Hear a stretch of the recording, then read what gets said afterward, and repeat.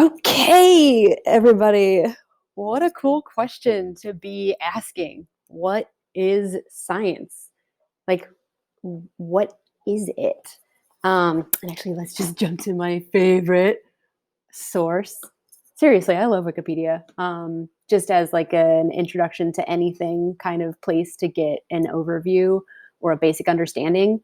It's not the end of knowledge, but it's certainly it can be a great beginning. October likes to call it the shallow end of the knowledge pool. It's not where you're going to do the complicated dives. That's over in the published peer-reviewed journals, but it's definitely a place to sort of wade in, dip your toes in, kind of see what's going on.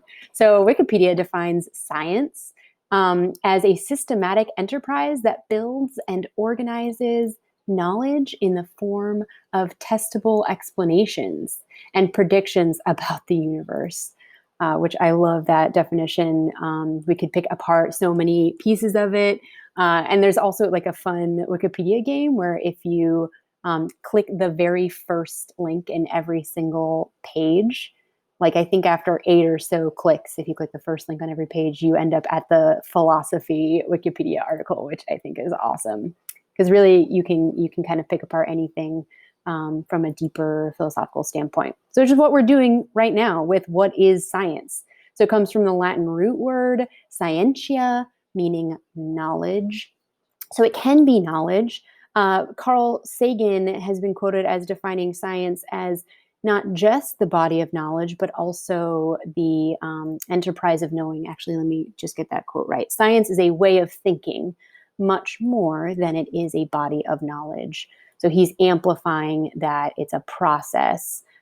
Yes, it is also the content, the body of knowledge that we have accumulated over time, but it was accumulated using this process, and it is being continually accumulated using this process, and it is self-correcting using this process. So science is not without flaws. It's actually the process is it's like, yeah, it's self-correcting. It like sees its flaws. It is meant to pick out its flaws and continue to grow.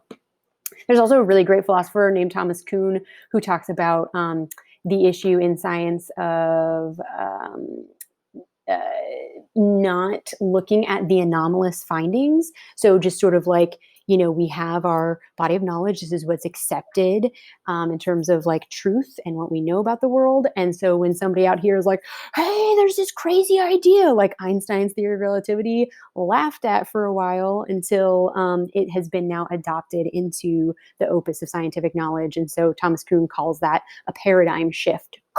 Because we're here using our goggles, looking at the world in this way, and we're kind of unable to switch those out for like a new pair of goggles. And I think it's important to say we're switching them out for a new pair, because never will we be able to completely remove our goggles or our perspective on the world, because we are humans and we're coming at it from our own experience and perspective. So I am really excited for you guys to dig into this sort of question, this big question of what is science. I have picked out an awesome article from a beloved blog called Brain Pickings. It's beautiful. I don't know if you've been there before, but it's written by Maria Popova, and she is just really sort of this Renaissance woman of art and science and poetry and philosophy and writing and you can really get lost in her blog. And this article is about what she has collected in terms of what is science, from Feynman to Sagan to Asimov to Curie, an omnibus of definitions, which I think is really cool, because the whole point of this exercise is to understand that there is more than one way of defining science. And science itself is just one way of perceiving our universe or looking at the world or understanding or making sense of the world. There are other ways of knowing, I would call it, other than science, right? Science is a tool, a human tool.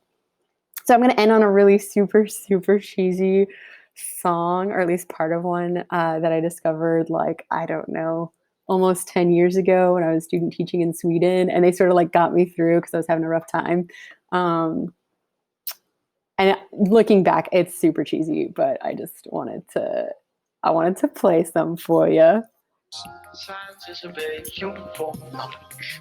We are always at the brink of the known.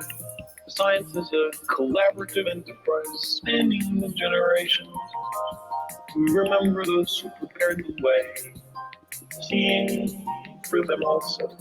If you're scientifically literate, the world looks very different to you, and that understanding empowers you.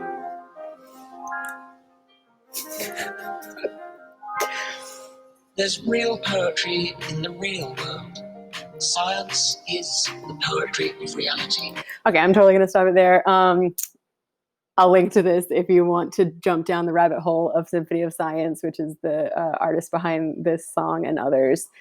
Cool auto-tuned mashups there. Yeah, okay. So without further ado, I leave you to your work and am super looking forward to your thoughts about this. Mm-hmm.